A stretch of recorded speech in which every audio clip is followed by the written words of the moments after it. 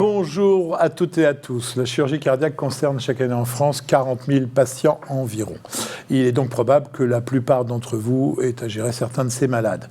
Parce que, aussi brillant soit-il, le geste du chirurgien sauve, mais ne suffit plus. La rééducation est essentielle et reste pourtant un bien sous-utilisé. Alors, deux médecins au bout de la chaîne de cette médecine résolument moderne et référencée sont sur notre plateau. Pour représenter les chirurgiens, le professeur Jean-Noël Fabiani, vous connaissez bien, ancien chef du mythique service de chirurgie cardiovasculaire de l'HEGP. Pour les médecins généralistes, le professeur Paul Frappé, vrai médecin au quotidien à Saint-Étienne, mais aussi qui a accepté de devenir le nouveau président du Collège de la médecine générale. Alors, oui, Nicolas, que nous avons de la chance pour commencer l'année. Oui, Jean-François, mais c'est l'ADN de cette émission que nous présentons ensemble depuis 2 ans, proposer des sujets de réflexion importants pour la santé publique avec les meilleurs sur le sujet. Et la réadaptation cardiaque n'échappe pas à la règle. Nous disposons en France des meilleurs plateaux techniques et comme vous le disiez il y a un instant, pas encore utilisés autant qu'il le faudrait. Allez, Jean-Noël, bonjour. Bonjour Jean-François. Ravi de vous retrouver. Une question un peu irrévérencieuse pour commencer. Les chirurgiens greffeurs, dont vous faites partie, les stars du métier, dont vous êtes un représentant incontestable, n'existeraient pas sans les immunologistes et les médicaments anti-rejet. Vous me l'avez déjà longuement expliqué. J'ai bien peur que les autres actes n'aient pas beaucoup de sens si la rééducation qui suit n'existe pas. J'exagère ? Oui, un peu. Ah bon. Les actes qui sont faits ont du sens en eux-mêmes. Ils peuvent être heureusement complétés par d'autres choses, et en particulier par ce dont on va parler, c'est-à-dire la rééducation cardiovasculaire. Alors c'est vrai que vous ajoutez, pour donner le ton de l'émission, que dans ce sujet, il y a à prendre et à laisser. Oui, il y a à prendre et à laisser. Toutes les structures n'ont pas la même qualité et n'ont pas la même valeur. Donc, bien entendu, mais le principe même, lui, n'est pas discutable. Alors, la façon de gérer le post-op, comme on l'exprime familièrement, a été pendant longtemps totalement empirique et reposée essentiellement sur des habitudes apprises pendant les périodes de formation du métier, de chirurgien, d'anesthésiste. Ces habitudes n'ont pas toujours été remises en question et s'apparentaient plutôt à un dogme perpétué de génération en génération, comme le fait d'attendre par exemple la reprise des gaz avant de pouvoir se réalimenter. Est-ce qu'on peut parler de préhistoire de la médecine, Paul Frappé ? Bonne question. Alors, pour parler histoire et préhistoire, je crois que le professeur Fabiani serait mieux placé que moi. Mais oui, effectivement, je pense que les choses ont bien changé. Après, il ne faut peut-être pas juger le passé trop rapidement. Sans doute que les dynamiques sont toujours les mêmes aujourd'hui avec notre science qui commence de manière empirique, sauf qu'on appelle ça de manière plus ronflante avec des case reports, des séries de cas, comme les premiers cas qui émergent aujourd'hui sur le vapotage et les pathologies potentiellement liées. On s'éloigne sans doute du sujet, mais voilà, la science suit probablement cette même dynamique pour enrichir au fur et à mesure son niveau de preuve, et les choses évoluent. On dit rééducation, réadaptation, récupération, et puis même ce vilain anglicisme réhabilitation. C'est quoi le bon terme ? Rééducation post-opératoire. Mais pour être simple, au début, le malade qui vient de se faire opérer, il est fatigué, il faut le mettre dans une structure qui le repose. Donc on appelait ça la convalescence. Et puis l'idée est venue au cardiologue, intelligemment, de dire on va profiter de cette période pour apprendre quelque chose à ce patient, notamment à se bouger, à se rééduquer sur le plan physique et en même temps peut-être aussi se rééduquer sur le plan de ses médicaments et se rééduquer sur le plan de son alimentation. Mais Paul Frappé, est-ce que la médecine générale apprend aujourd'hui que ça se fait en 3 étapes bien distinctes ? L'aigu, le centre de rééducation et la vraie vie à la maison ? Ou est-ce que c'est... Oui, elle l'apprend, elle le constate de toute façon avec le parcours des patients qui, quand ils sortent soit de chirurgie en direct, soit quand ils sortent de leur centre, alors chez moi ça s'appelle la réadaptation, c'est ce qui est écrit sur mes courriers de patients que je reçois, mais tout le monde comprend bien le cursus par lequel ils passent. Et alors cette rééducation, cette réadaptation, est-ce qu'elle est systématique après chirurgie cardiaque ? Est-ce qu'elle concerne tous les actes ou il n'y en a que certains qui méritent cette prise en charge ? Pas tout à fait.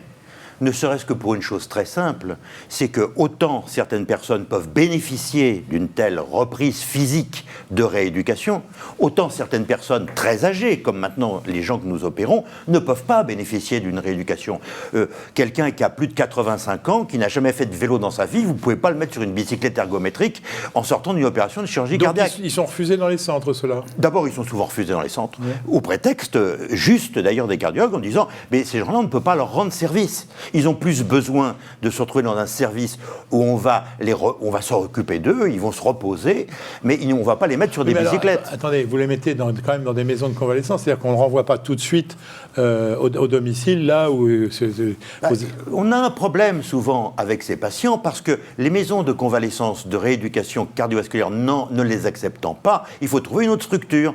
Alors, est-ce que ce sont les services de gériatrie? Est-ce que ce sont des structures autres qu'il faut trouver? Ce n'est pas si facile de mettre ces malades quelque part. Paul Frappé, votre expérience? Oui, les parcours sont variés, mais c'est vrai que du point de vue du généraliste, les choses se jouent en amont finalement du retour du patient et les choses sont souvent déjà jouées quand le généraliste reçoit le patient. Vous n'êtes pas décisionnaire du tout là-dessus? Malheureusement, sans doute très peu entre le contact juste post-chirurgie et la structure qui suit immédiatement. Donc ça pourrait être aussi un manque de communication entre vous et le service de chirurgie cardiaque. Bon, j'ai toujours cherché la petite bête. Ce n'est pas... La discussion se fait en fait entre le chirurgien, là en l'occurrence, ou le cardiologue qui travaille avec le chirurgien, et le malade. C'est le malade qui a vraiment son mot à dire dans l'affaire. Et le généraliste le généraliste, non, on ne l'appelle pas pour lui demander s'il est d'accord pour que son patient aille en maison de convalescence. Non, alors la première étape, ça commence dans le service de chirurgie, dès les soins aigus. Même avant, la discussion se produit à la consultation préopératoire. Là, ça y est, on est dans la réadaptation. Oui. Le malade sort du bloc. Quel est le délai minimal avant qu'on commence à le faire marcher il reste 24 heures au moins en réanimation. Ensuite, il se retrouve dans un lit d'hospitalisation. Le plus rapidement possible, on va le faire marcher, bouger. Au bout de 4 jours, pour quelqu'un qui est en bon état général, il est presque sortant. Et à ce moment-là, dans cette période de 4 jours, vous ne parlez pas des facteurs de risque, vous ne commencez pas à faire le travail de fond? Non, ce travail-là, ce travail de fond, il est fait en consultation. Il ne peut être fait qu'en consultation. C'est pas au moment où on vient d'être opéré, on est un petit peu encore dans le jaja, comme on dit, que l'on va commencer à parler du diabète, de l'hypertension artérielle, des gestes qu'il faut faire pour se rééduquer. Donc le malade est captif, entre guillemets, du service de chirurgie cardiaque. Est-ce que tous les services de chirurgie cardiaque, auxquels on demande des durées moyennes de séjour de plus en plus courtes, sont en capacité de pouvoir diriger, initier la réadaptation en France? C'est souvent un grand combat pour essayer de faire sortir le malade, qui peut, bien entendu, après une durée moyenne de séjour la plus courte possible, vers une structure adaptée. Parce qu'elles n'ont pas toujours de place, ces structures adaptées. Alors, très souvent, la surveillante prend son téléphone et appelle un certain nombre de correspondants de ces maisons pour trouver une place pour Monsieur Tartampion. Surtout qu'on vous demande de relâcher les malades le plus vite possible. Ah oui, maintenant. absolument, oui, c'est certain. Donc la moyenne, c'est 4 jours. Non, la moyenne, c'est une semaine. Une semaine, d'accord.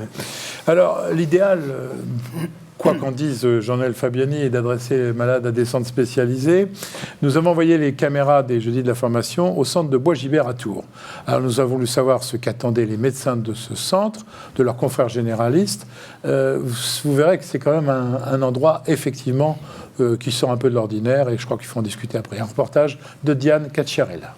Le centre de réadaptation cardiovasculaire de Bois-Gibert est un service de soins de suite et réadaptation qui prend en charge des patients dans les suites d'un problème cardiaque, que ce soit un infarctus ou une chirurgie par pontage ou un changement de valve. Donc de façon plus ou moins précoce. Et l'idée est à la fois une partie de convalescence, de remise en forme, mais surtout un réentraînement à l'effort, une adaptation thérapeutique si besoin, et la correction de facteurs de risque cardiovasculaire par le biais d'éducation thérapeutique. Alors c'est un petit peu brutal, effectivement, les patients qui restent en hospitalisation complète, donc qui passent vraiment les 3 semaines à 4 semaines chez nous, trouvent qu'effectivement tout ce qu'ils ont appris à Bois-Gibert, c'est compliqué à mettre en place une fois livrés à eux-mêmes à domicile. Donc ici, on insiste bien sur, dès l'instant que vous récupérez une information, comment est-ce que vous allez pouvoir la transposer à la maison et quels sont déjà les problèmes que vous pouvez imaginer pour la mise en place des choses, parce qu'on sait que c'est pas forcément toujours évident à mettre en place. Alors le généraliste va avoir plusieurs rôles à la sortie de chez nous, vérifier d'abord que les médicaments restent adaptés au retour à domicile, notamment des traitements qu'on va avoir adaptés sur le régime alimentaire chez nous, qui est particulièrement adapté mais qui ne l'est pas toujours à la maison, donc certaines fois le traitement antidiabétique notamment est à réajuster, le traitement hypolipémiant, ça c'est à court terme. Après, sur du plus long terme, il faut s'assurer de la correction de tous les facteurs de risque cardiovasculaire et accompagner, encourager le patient dans ce sens. Donc un sevrage tabac, vérifier qu'il est toujours complet, qu'il n'est pas difficile, adapter les substituts, l'alimentation, éventuellement réorienter sur une diététicienne, le côté gestion du stress et l'activité physique qui est très importante. Les généralistes ont aujourd'hui la possibilité de prescrire le sport sur ordonnance pour toutes les maladies chroniques, parce qu'ils ne font pas suffisamment, donc ça c'est très important de le prescrire en fonction de ce que nous on a prescrit aux patients et d'orienter le patient vers un coach sportif ou une salle de sport qui peut être agréée sport sur ordonnance. Parce qu'on sait que de prescrire l'activité physique, c'est comme prescrire un médicament, donc ça a plus de poids que de simplement dire il faut pratiquer de l'activité physique, il faut être clair et savoir, le patient a besoin de savoir combien de fois, comment, quand, etc. Après, il faut s'assurer qu'il voit bien le cardiologue régulièrement et ne pas hésiter à faire appel à lui en cas de nouveaux symptômes ou d'adaptation de traitement. Et puis le généraliste doit être également le prescripteur, notamment chez les insuffisants cardiaques. Il a le droit et il faut qu'il adapte et qu'il optimise le traitement de l'insuffisance cardiaque que nous, on n'aura pas forcément pu adapter jusqu'au bout. Donc il doit poursuivre cette adaptation. Alors, un autre message qu'on peut faire passer aux médecins généralistes, c'est le suivi vaccinal de ces patients cardiaques. Alors certes, le suivi vaccinal est important, mais particulièrement pour ces patients, en particulier la vaccination annuelle contre la grippe et puis contre le pneumocoque tous les 3 ans. Alors au début, on conseille aux patients de revoir leur médecin au plus tard 1 mois après la sortie de leur séjour à Bois-Gibert, mais on se rend compte qu'il y a beaucoup de patients qui le voient dès la première semaine pour refaire le point avec eux, pour se rassurer par rapport à peut-être des nouvelles questions auxquelles ils n'avaient pas pensé durant leur séjour et des questions de la vie pratique. Donc c'est vrai que souvent les patients revoient leur médecin au bout d'1 semaine et je pense que c'est après au médecin d'évaluer s'il a besoin de revoir le patient plutôt très régulièrement, peut-être au bout d'1 semaine ou 2 semaines plus tard, ou si un suivi régulier au bout d'1 mois, puis tous les 3 mois par exemple, peut suffire. Alors, c'est un centre qui fait la fierté de la médecine tourangeelle, dont je suis issu. Une référence un peu trompeuse, car assez unique, non ? C'est le 5 étoiles des maisons de réadaptation en France. Il y en a combien ? Il y en a d'autres, de très grande qualité. Ça se compte sur les doigts de la main ? Oui, enfin, disons, les 2 mains, allons-y. Ouais. Mais enfin, bon, il y a des centres qui sont beaucoup moins bien équipés et qui ont beaucoup moins d'expérience aussi que Bois-Gibert. Et vous dites que le service rendu dans ces centres qui ont beaucoup moins d'expérience, il est souvent discutable, je reprends vos mots, que beaucoup d'opérés s'y ennuient fermement après quelques jours et que la réadaptation se limite souvent à un peu de bicyclette et un peu de gymnastique. C'est sévère, non ? C'est un peu sévère, mais malheureusement c'est vrai. Donc il faut dire les choses telles qu'elles sont à un certain moment. Là où c'est fondamental une maison de rééducation, c'est incontestablement d'apprendre aux gens qu'il faut qu'ils bougent. Alors, bien entendu, quand on a des coachs des kinésithérapeutes comme à Bois-Gibert, on apprend des gestes bien précis, on inculque des choses aux personnes qui sont soumises au programme. Dans d'autres cas, c'est moins important quand même. On leur fait faire un petit peu de gymnastique le matin, un petit peu de bicyclette ergométrique en effet dans la journée, et puis c'est tout. Après, ils vont dans leur lit. Puis alors, ou bien ils savent jouer au tarot, ou bien ils savent pas, parce que c'est ça le problème. Paul, vous partagez ou... Alors oui, si on réduit la réadaptation à de la bicyclette ergométrique et à de la gymnastique, c'est vrai qu'on peut se poser la question, est-ce qu'on ne peut pas faire ça tranquillement? C'est ce que font ces centres-là en général. Mais il y a probablement d'autres bénéfices, et pour certains cas notamment, je pense qu'il y a une utilité de créer un sas de décompression, de réadaptation, après pour gérer le contre-coup quand même d'un événement qui n'est pas une... On ne parle jamais du stress, mais ce sont des gens un peu stressés quand même qui arrivent dans vos services. Là, quand on voit Bois-Gibert, on est cachez-le pas, on est un peu en vacances quand même. Je dirais que pour certains malades, c'est absolument indispensable sur le plan psychologique. Parce qu'en effet, ils ont besoin d'être toujours, disons, allez, le mot a été employé tout à l'heure, coaché, pris en main, et ils n'accepteraient pas de partir trop vite du milieu hospitalier s'il n'y a pas en effet une zone où ils vont être quand même bien surveillés, où ils vont être pris en charge sur le plan psychologique, où on va s'occuper de ce qu'ils mangent, de comment ils bougent, et on va s'occuper de leurs médicaments. Et ça, c'est fondamental. Et là, le bénéfice psychologique de ces séjours est absolument indiscutable. Alors, il y a un patient sur deux qui participe à des programmes de réadaptation cardiovasculaire après infarctus du myocarde. Est-ce que ça signifie donc que l'autre moitié n'y a pas accès, que c'est la bagarre pour y accéder ou que les gens ne veulent pas y aller? Comment situer le problème? Est-ce qu'on devrait en proposer plus?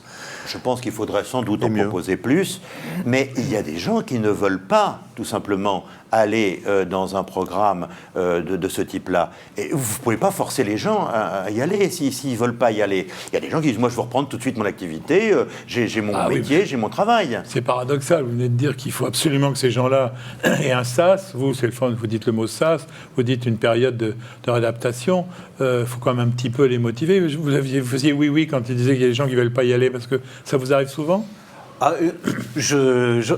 Le médecin généraliste n'est pas, comme on le disait, au moment de la décision de savoir vers l'orientation initiale, vers un centre adapté ou pas. Et d'ailleurs, il n'y a pas de velléité à ce que le généraliste soit dans la décision. Peut-être qu'il soit un peu plus informé à ce moment-là en amont, mais on sait que c'est difficile le transfert d'informations dans des temps rapides.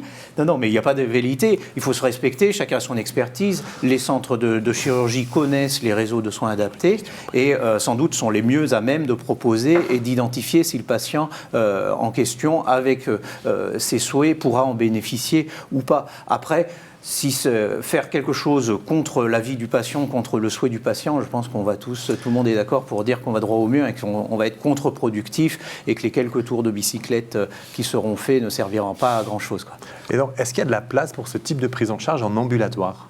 On parle du virage ambulatoire, on parle dans tout un tas de secteurs. Oui, la plupart de ces maisons offrent un programme ambulatoire. En général, elles demandent une semaine d'hospitalisation et ensuite les 2 autres semaines ou 3 autres semaines qui sont prévues habituellement en hospitalisation peuvent être en ambulatoire. Et je trouve que c'est un très bon moyen d'associer les deux. Les gens passent une semaine, ils comprennent bien ce qu'on leur explique et ensuite ils viennent en ambulatoire 2 ou 3 fois par semaine avec des programmes très bien établis où ils passent 3-4 heures dans le centre pour faire des examens médicaux et pour faire une partie de rééducation physique à proprement parler, et les gens sont souvent très contents de cette façon d'organiser les choses. Alors là, en ambulatoire, c'est le médecin généraliste qui devient l'ensemblier.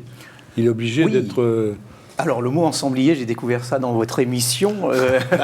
J'ai été chercher dans le dictionnaire, j'ai vu qu'il s'agissait de s'occuper de décoration. Alors, je ne me comparerai pas à Valérie Damido. Mais en tout cas, il a un rôle, alors peut-être pas d'ensemblier au sens décorateur, pas de chef d'orchestre, aussi certains parlent de ça, et je pense que ça ne fonctionne pas, la baguette, a fortiori en ville. Peut-être s'il y avait besoin de trouver un terme plutôt d'accordeur, pour essayer de mettre tout le monde d'accord sur le... pour que tout le monde puisse être sur le même niveau. C'est normal que moi. C'est vous.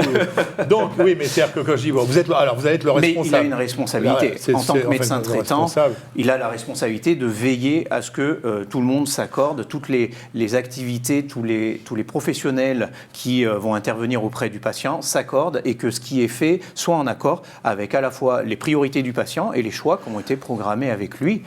Mais c'est pas un peu théorique tout ça? Vous avez le temps de le faire concrètement? Non, c'est bien pratique. La première consultation en sortie, quand on retrouve le patient au retour de sa chirurgie et via parfois donc le passage en centre, c'est une grande consultation où spontanément on fait un grand point très très large sur l'ensemble des priorités du patient, aussi bien dans le champ de la santé que dans le reste. Il faut voir qu'il peut y avoir des comorbidités, il peut y avoir d'autres priorités, le retour au travail, si le patient est chef d'entreprise et que sa boîte périclite pendant son absence, voilà, il y a des priorités qu'il faut prendre en compte et tout ça va être à mettre dans le sac pour essayer d'en sortir de manière consensuelle un programme et des objectifs. Et les centres, effectivement, on le voit concrètement, j'ai des patients qui continuent en ambulatoire à utiliser les ressources de centre, mais peut-être pas l'ensemble des ressources. J'en ai un qui, par exemple, je pense à l'un d'entre eux qui va voir la psychologue du centre, mais qui par contre vous êtes continue. À Saint-Étienne, c'est quand même un gros centre. J'ai la chance d'être dans une ville qui contient un CHU et qui effectivement, je vous parle de mon expérience propre. Du coup, c'est plutôt favorable dans le cadre d'exercices coordonnés, la place des maisons médicales dans ce contexte-là? L'exercice coordonné, que ce soit des maisons médicales où on voit aussi petit à petit une coordination plus large se mettre en place, clairement est fait pour faciliter ce type de prise en charge qui nécessite une pluriprofessionnalité, de mieux connaître le contexte de l'offre de soins, de mieux pouvoir le proposer et mieux communiquer aussi pour que tout le monde ait bien conscience des objectifs qui peuvent varier d'un patient à un autre. Alors, on résume la durée de ces interventions. Je prends les chiffres que donne la Fédération française de cardio. En général, on dit 1 semaine pour la chirurgie, 4 semaines pour le programme en centre, au minimum 6 semaines en ambulatoire, et après, la vraie vie qui commence, mais quand même sous contrôle médical. Est-ce qu'on a des preuves d'efficacité de cette stratégie? Est-ce qu'il y a eu des études entre les gens qui sont passés par des boîtes comme Bois-Guilbert ou de ceux qui sont rentrés chez eux? Beaucoup trop peu. Ah oui. Beaucoup trop peu de preuves établies avec des études véritablement sérieuses. Ouais. Alors, on a vu que le but était de sensibiliser les différents patients aux facteurs de risque. Tâche rude quand même, quand c'est comme un peu un échec de la médecine, pas qu'un cardio, de sensibiliser les gens aux facteurs de risque. Est-ce que là, on a des gens plus captifs? Moi, je pense qu'en effet, il y a deux rôles fondamentaux de ces structures. Certes, bien expliquer, notamment dans la maladie coronaire, quels sont les facteurs de risque, et que si jamais le malade ne prend pas en charge les facteurs de risque, eh bien, obligatoirement, les mêmes choses, les mêmes causes produisant les mêmes effets, obligatoirement, on va lui refaire un pontage ou une angioplastie un jour. Donc ça, c'est important, et je crois que si cet enseignement est fait, c'est très très bien. Et l'autre point fondamental, et vraiment un rôle qui peut être tenu par ces structures, c'est adapter le traitement médical. Le malade sort de chirurgie, très souvent avec un traitement médical qui n'est pas du tout finalisé, en particulier sur le plan des traitements anticoagulants, d'une part, et d'autre part sur le plan du diabète, parce que les chirurgiens n'ont pas eu le temps de le mettre en place, et il va falloir le mettre en place. Et ça peut être difficile. Avant de renvoyer une ordonnance correcte au médecin généraliste, il va falloir très souvent passer par plusieurs phases d'adaptation, en particulier sur les anticoagulants. Donc il ne faut absolument pas sous-estimer l'importance dans les suites d'une chirurgie. Oui. Sur la prise en charge des facteurs de risque, est-ce que les jeunes médecins ne sont-ils pas plus sensibles que les vieux médecins, pardonnez-moi l'expression, à la prise en charge? Comment vous voyez un peu le rôle nouveau des médecins généralistes? Alors, il faut sans doute se méfier de monter les générations les unes contre les autres, ça ne va sans doute pas aider, mais quoi qu'il en soit, moi je ne suis pas inquiet sur les jeunes médecins, clairement sont sensibilisés à ces prises en charge, ils sont sensibilisés à la prise en charge pluriprofessionnelle qui est particulièrement importante pour la prise en charge des facteurs de risque. Si plusieurs professionnels différents, de statuts différents, d'horizons différents, ont le même discours vis-à-vis du patient et un discours adapté aux souhaits du patient, c'est sans doute plus de chances de faire évoluer les choses. Et du coup, cette jeune génération qui aspire au regroupement pluriprofessionnel, ça traduit probablement cette sensibilité. Mais concrètement, les médecins généralistes, est-ce qu'ils savent prescrire par exemple de l'activité physique adaptée, le sport sur ordonnance qui est dans la loi depuis 2 ans? Est-ce que ça, concrètement, dans les faits, ça arrive? Alors, peut-être que ça s'améliorera quand l'activité physique adaptée sera remboursée, ce qui n'est pas le cas, ce qui est compliqué, et on se retrouve... Non, mais le fait de savoir prescrire, indépendamment du remboursement, il faut savoir le prescrire. Je pense que spontanément, un médecin qui cherche, sans en avoir l'habitude, parce que ce n'est pas rentré dans les habitudes, mais s'il souhaite le faire, aujourd'hui, la connaissance, c'est plus le lieu du médecin, c'est son expérience et le fait de savoir ce qu'il ne sait pas. Et du coup, je pense que pour prescrire l'activité physique adaptée, il ira consulter, rechercher les ressources et faire les choses dans les normes. Est-ce que l'opéré du cœur, c'est un malade particulier quand même? Plus captif? Non. Je ne dirais pas ça. Le malade de chirurgie vasculaire, oui, c'est un malade particulier, mais le malade de chirurgie cardiaque, non. Et puis la chirurgie cardiaque, c'est tellement varié. On ne peut pas comparer à quelqu'un qui a eu des pontages coronaires, quelqu'un qui a une pathologie valvulaire, voire un congénital. Ça n'a strictement rien à voir. Ce ne sont pas du tout les mêmes malades. Donc, bien sûr, les grands services de chirurgie cardiaque d'adultes, ils font essentiellement de la coronaire et des valvulaires, et de plus en plus de valvulaires. Donc, ce n'est pas la même chose. On ne prend pas en charge une pathologie valvulaire comme on prend en charge une pathologie coronaire. Ils n'ont pas besoin de la même rééducation non plus, d'ailleurs. Oui, si je peux me permettre, du point de vue du médecin généraliste et de la gestion des facteurs de risque, par contre, c'est sans doute un patient très particulier parce que l'événement chirurgie cardiaque est quand même un puissant déclencheur de modification des habitudes de vie et peut être l'occasion et qui serait dommage de rater. Jean-Noël ne voit que des gens qui sont opérés du cœur ou de chirurgie cardiovasculaire. Vous voyez toutes les interventions. Et c'est vrai qu'il reste quand même toujours un facteur un peu... C'est toujours été un peu mythique. Vos services sont plus mythiques que les autres. C'est pas forcément justifié, mais en tous les cas, c'est... Non, je dis justifié au sens que... Non. Je me demandais de faire une petite... Je dis simplement que bon, la chirurgie neurologique est aussi compliquée. Donc, je veux dire simplement... ce que je veux dire... Il y a une prime à l'acte chez vous. Ce que je veux dire, c'est que c'est un moment, en effet, comme vous le disiez justement, privilégié pour faire prendre conscience au patient qu'il s'est passé quelque chose dans sa vie et qu'il va falloir s'occuper de soi-même, de s'occuper de lui-même en l'occurrence. Et je crois que pour le médecin généraliste en l'occurrence, c'est un événement fondamental parce qu'il va dire je vais pouvoir lui donner des conseils et une prise en charge qui va être prise réellement par... Souvent c'est un événement brutal en plus. C'est pas comme une prothèse totale de hanche qui est programmée depuis des mois. C'est vrai, alors c'est pas toujours brutal, non, c'est pas toujours brutal, de moins en moins brutal. La chirurgie cardiaque est devenue, c'est plus une chirurgie de l'aigu, elle est devenue maintenant une chirurgie programmée. La chirurgie valvulaire, c'est une chirurgie programmée. Il faut faire accepter à quelqu'un qui n'a aucun symptôme la plupart du temps, qui va lui faire une opération de chirurgie à cœur ouvert. D'abord, il faut user un petit peu de salive quand même pour expliquer aux gens pourquoi il faut lui faire une opération alors qu'il ne sent rien et qu'il se porte comme un charme. C'est pas si facile que ça. Les généralistes font bien leur boulot là, en amont, parce qu'on dit toujours que vous faites mal votre boulot en aval, mais en amont les généralistes font bien leur boulot, pas toujours, il faut être honnête. Moi, je suis honnête. Certains, oui, le font très bien. Surtout, il y en a qui disent à un patient, il faut que vous voyez un chirurgien cardiaque ou un cardiologue, peu importe, parce que votre état le nécessite, mais d'autres qui ne savent même pas qu'il faut voir un cardiologue. Il faut être honnête aussi dans l'affaire. Alors, on voit une foultitude d'objets connectés maintenant liés au rythme cardiaque. Est-ce que ça a une utilité, notamment les cardiofréquencemètres? Est-ce que ça peut changer des choses dans les prises en charge ou c'est gadget pour vous? Moi, je crois que c'est ludique.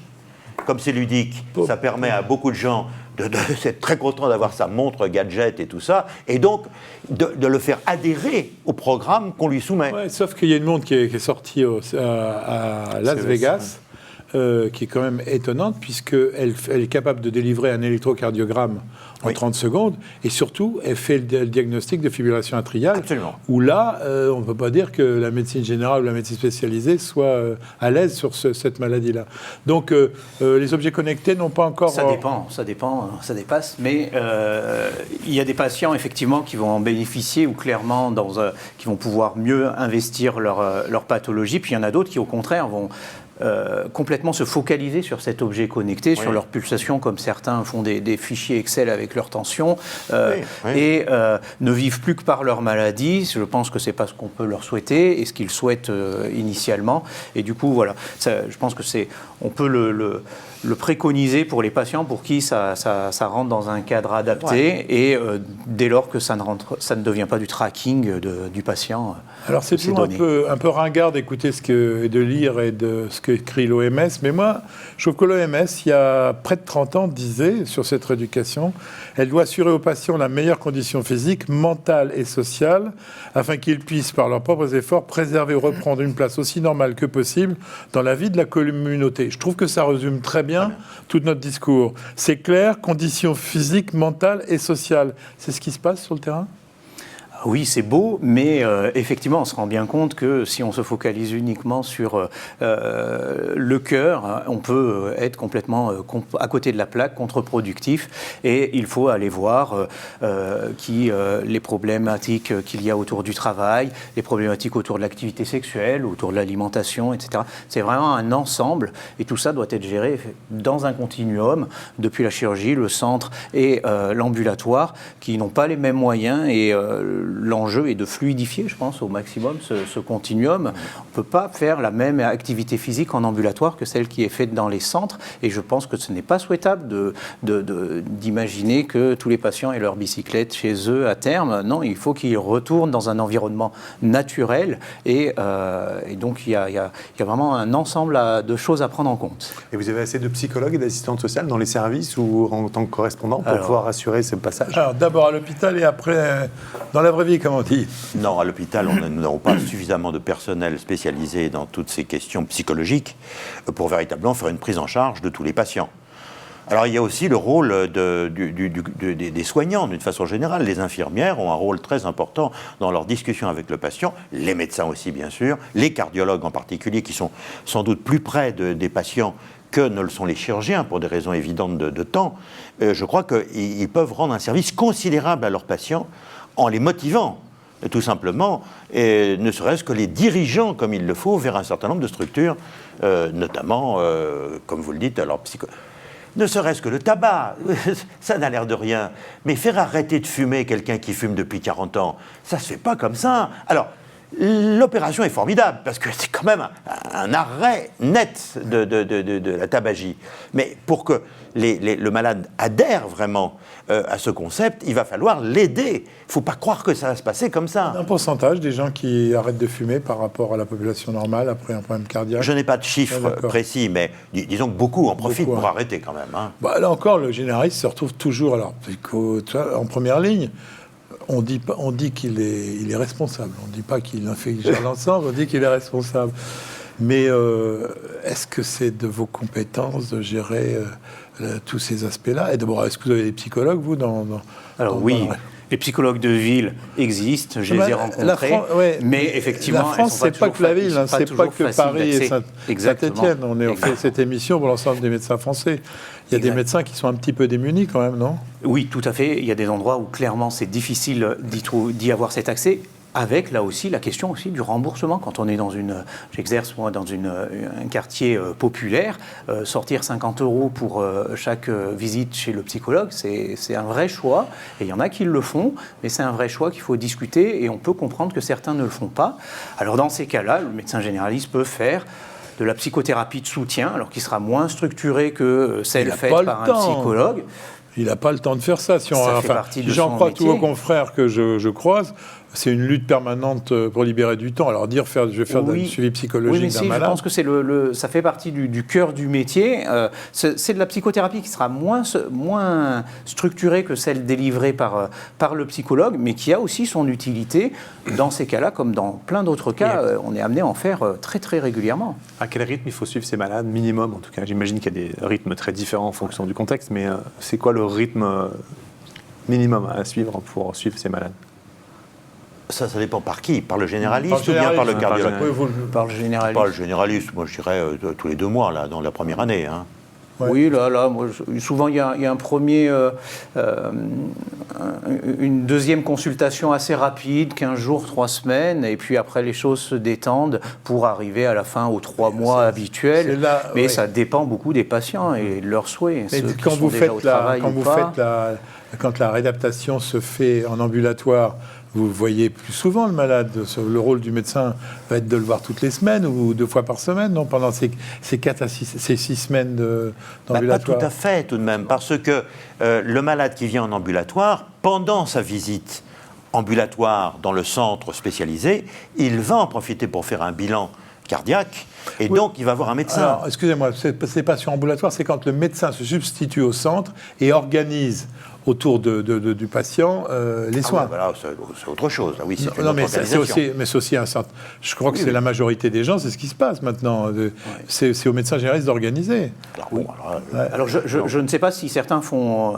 je parle de mon expérience personnelle, et si certains voient les patients au début toutes les semaines, mais oui, je pense que c'est très dépendant du contexte du patient. Les contacts que j'ai eu avec des médecins isolés, c'était de dire, nous on a les ressources, et à nous maintenant de les appliquer sur cette rééducation. Là, c'est un vrai boulot. Hein. Alors là, le généraliste devient, comme on le disait tout à l'heure, le chef d'orchestre, parce que c'est vraiment lui qui est obligé d'organiser toutes les consultations, les traitements, et ainsi de suite. Hein.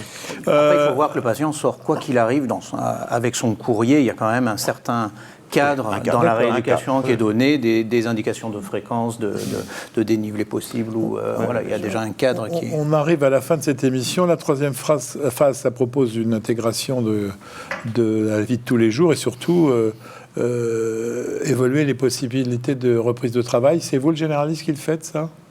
Alors le travail, on en est bien conscient que c'est une vraie problématique, l'assurance maladie nous le rappelle régulièrement. Et évaluer la capacité de reprise du travail va plus relever de l'assistante sociale, du médecin traitant, du médecin du travail, pardon. Et lorsque l'arrêt va devenir prolongé, il y aura ces visites de pré-reprise. Mais le médecin généraliste va discuter de la dimension travail avec le patient. Oui, c'est une vraie visite de pré-reprise. Mais qui ne sera pas faite par le généraliste, mais qui va être faite par le médecin du travail quand l'arrêt est prolongé. Et est-ce que vous constatez qu'elle est plus précoce, plus fréquente, la reprise du travail qu'auparavant ? Moi, en ce qui me concerne, il faut absolument que les malades reprennent le plus vite possible leur travail. Il faut tout faire pour qu'ils reprennent leur travail. Alors certains sont tout à fait d'accord pour le faire, d'autres, au contraire, freinent des cas de fer pour ne pas reprendre. Et alors, il faut rentrer dans une discussion. Il faut qu'ils reprennent leur travail, leur activité le plus vite possible. C'est la meilleure façon de guérir. Parce que si on les laisse ne penser qu'à leur cicatrice et à quoi ils ont échappé, on les fait rentrer dans une espèce de cycle infernal. Il faut qu'ils reprennent une vie la plus normale possible, qu'ils continuent à avoir des rapports sexuels avec leur épouse, qu'ils continuent, avec leur épouse ou avec d'autres, d'ailleurs, c'est pas mon problème. Oui. Mais je trouve bien classique. Oui. Et surtout qu'ils reprennent leur activité professionnelle, qu'ils les remettent dans la société. Le pire, c'est celui qui reste avec ses chaussons devant la télévision et qui va faire 2 fois par semaine un peu de bicyclette ergométrique. Ça, c'est... Allez, on arrive à la fin de l'émission, on conclut. Nicolas, votre conclusion. Écoutez, c'est un exemple où le travail conjoint des médecins spécialistes, des chirurgiens, des cardiologues, des médecins généralistes, et puis aussi des politiques et des assurances sont nécessaires sont nécessaires pour que les prises en charge ambulatoires, la reprise du travail soient vraiment effectives pour des malades qui vont de mieux en mieux, mine de rien, avec des séjours de plus en plus courts. Donc, pour que l'idée formidable de ce qu'on fait d'une prise en charge moderne arrive dans la vraie vie, il y a encore un peu de travail, je crois, même si les choses vont chemin faisant. Paul Frappé, vous acquiescez, mais je vous ai trouvé relativement tranquille sur cette tâche pour la médecine générale, dans les conditions actuelles d'exercice. Moi, j'aurais dit impossible, mais vous avez l'air de dire que ça peut se faire, et que c'est pas forcément le fond du problème. Je crois que tout est une question d'organisation, et peut-être que s'il y a des choses qui nous encombrent plus, qui sont plus chronophages, ça va peut-être pas être le patient qui sort de chirurgie cardiaque pour lequel on sent qu'il y a un gros enjeu et qui est une étape importante de sa vie, et qu'il y a peut-être plus à gagner du temps et de l'organisation dans l'éducation du patient, dans le recours au système de soins, sur certaines choses qui peuvent se gérer sans le médecin généraliste. Jean-Noël, je vous ai trouvé un petit peu sur la réserve, compte tenu de votre enthousiasme habituel sur ce sujet, en disant, bon, ça existe, mais pour le moment, c'est encore loin d'être parfait, non ? Qu'est-ce qui est parfait dans notre métier? Rien, pour ainsi dire. Mais en tout cas, c'est sûrement un domaine dans lequel on doit pouvoir progresser. Parce que si jamais on arrive à faire que des bois gibert, et il y en a quand même, je le répète, beaucoup qui sont déjà à ce niveau-là, eh bien, on peut sans doute rendre un service très important aux patients, en particulier, je répète, sur les grands principes qui sont la prise en charge physique, le traitement médical et la psychologie. Écoutez, je vous rappelle l'adresse mail des jeudis de la formation pour vos commentaires et suggestions et vos questions. Synthé Mail, ce qui va se mettre là pour vous donner l'adresse, jdflemoine@gmail.com. Pour voir nos émissions ou en faire profiter des collègues et des amis, il suffit d'aller sur le site fréquencemédicale.com. Toutes nos émissions, pas celles que des JDF, sont là. On se retrouve bientôt, nous, pour une autre émission. Alors, n'oublions pas, Jean-François, les JPS. La semaine prochaine, le message que l'ensemble des professions de santé doit recevoir au décours de la réadaptation cardiaque, on l'abordera donc la semaine prochaine dans les jeudis des professions de santé. En attendant de vous retrouver, portez-vous bien.